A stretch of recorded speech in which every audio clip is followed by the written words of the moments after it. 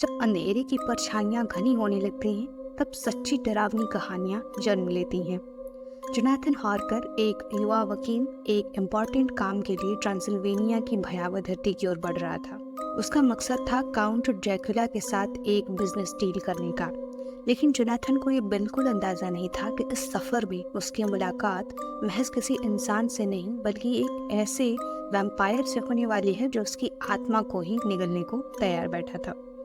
जब उसने अपनी यात्रा शुरू की तो सब कुछ सामान्य लग रहा था। बुडापेस्ट में ठंडी हवाओं के बीच शहर के दृश्य बहुत ही मनोरम लग रहे थे। मगर जैसे जैसे वो ट्रांसिल्वेनिया की गहराई में प्रवेश करता गया, माहौल बदलने लगा। धीरे धीरे हवाओं में एक सर्द डरावनी गंध खुलने लगी और जोनाथन ने महसूस किया कि इस यात्रा में कुछ तो भयानक छुपा हुआ है। जोनाथन जिस गांव में रुका, वहां के लोग उसकी यात्रा को लेकर अजीबोगरीब बातें करने लगे। उनकी आंखों में गहरा डर साफ झलक रहा था।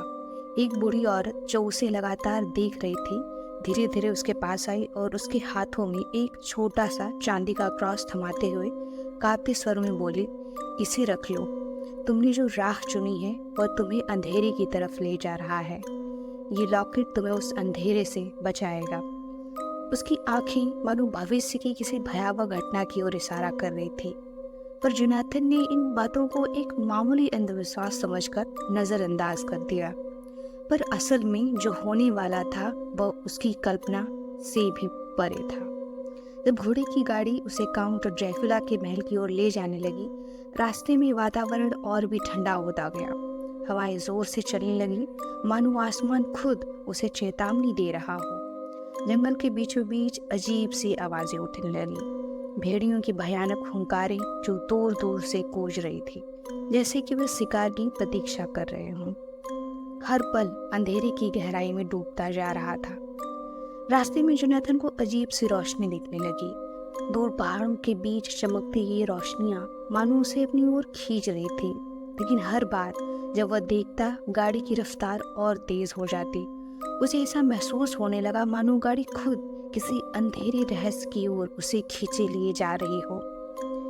जोनाथन की गाड़ी जब काउंट ड्रैकुला के महल के विशाल और खौफनाक द्वार के सामने आकर रुकी, यह महल कुछ वैसा था जैसे उसने कभी नहीं देखा।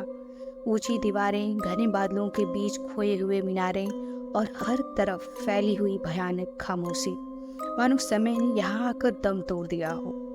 महल के दरवाजे पर एक भयानक सन्नाटा छाया हुआ था और तभी अचानक दरवाजा खुद ब खुद खुल गया और सामने खड़ा था काउंट ड्रैकुला, लंबे कदकाठी का और आंखों में एक डरावनी चमक लिए। Welcome Harker. उसकी आवाज गहरी और अनजानी थी, मानो ये आवाज सदियों पुरानी कब्रों से निकली हो। महल के अंदर हर दीवार पर धूल की परत थी और हवा इतनी ठंडी थी कि जोनाथन का शरीर कांपने लगा।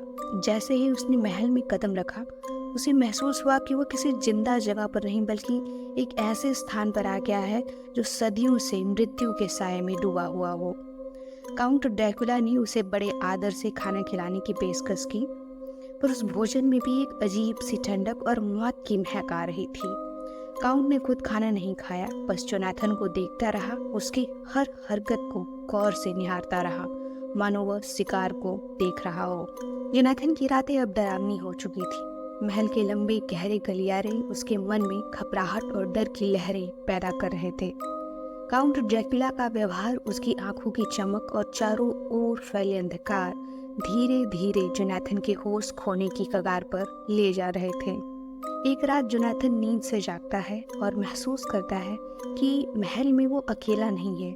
उसे 3 साए दिखाई देते हैं। ये साए 3 खूबसूरत महिलाओं के थे, जो कि खूबसूरती के साथ साथ भयावहता को भी साथ लिए हुए थी।